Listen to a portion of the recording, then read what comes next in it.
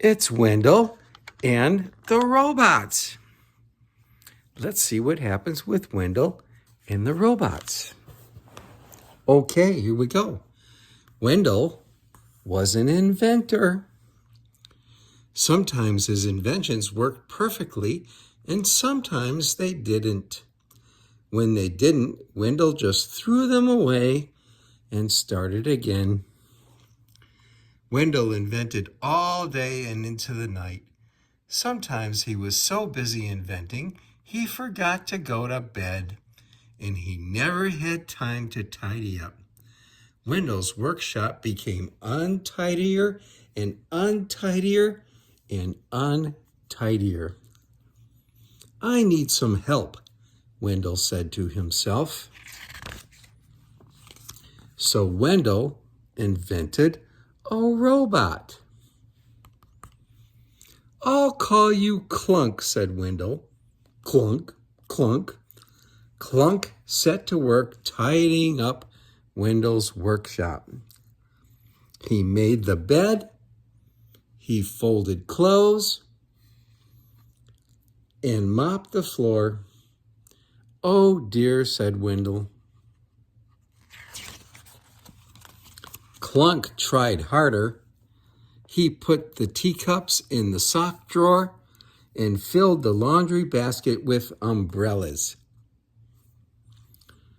This isn't working, said Wendell. Look, he's pouring tea in a shoe. So he threw Clunk down the rubbish chute. Clunk. And out onto the scrap heap. Inside the workshop, Wendell was inventing a new robot. He worked all night and into the morning. At last, it was finished. I'll call you Wendelbot, said Wendell. Tidy, said Wendelbot, its red eyes glowing. Tidy, and it set to work. The Wendelbot worked perfectly. Wendell was very pleased. But the Wendelbot didn't stop. Its red eyes glowed as it unmade the bed into a neat bundle and crushed the teacups to a tidy pile of powder. Tidy, the Wendelbot said as it shredded the umbrellas and flattened the laundry basket. Tidy. Soon everything was neat and tidy, except one thing. Tidy, cried the Wendelbot as it chased Wendell around the workshop. Help, squeaked Wendell as he shot down the rubbish chute and put out onto the scrap heap.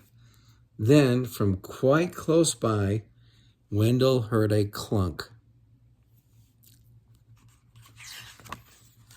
Clunk. I'm so pleased to see you, said Wendell. From inside the workshop, the noise of the Wendelbots hammering and bashing grew louder and louder.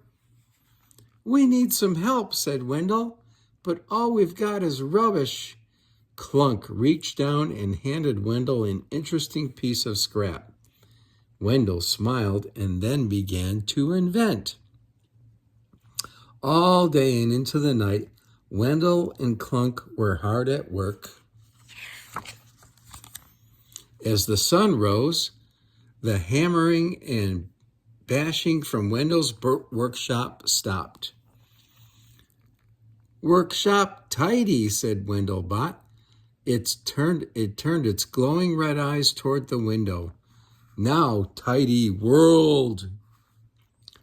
The Wendelbot strode across the workshop and threw open the door. Good morning, said Wendell. The Wendelbot's eyes glowed red. Tidy, it said. Untidy, untidy, Wendell and his robot helpers shouted as they ran inside. Tidy, cried the Wendelbot, lumbering after them. but the robots were too quick for it. The Wendelbot's eyes glowed brighter and brighter as Wendel's workshop grew untidier and untidier. Tidy, tidy, tidy, boom! When the dust had settled, Wendel sighed. Now we'll have to tidy up again, he said, but not too much this time. All the robots helped in their different ways. Not everything worked perfectly, but Wendel didn't mind. He just smiled, patched this, mended that, and made adjustments here and there. But there was one thing he didn't do.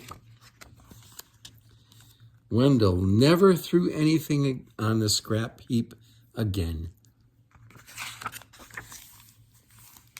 Wendel had a crazy day inventing robots. He did. I like that story, and I like you a lot.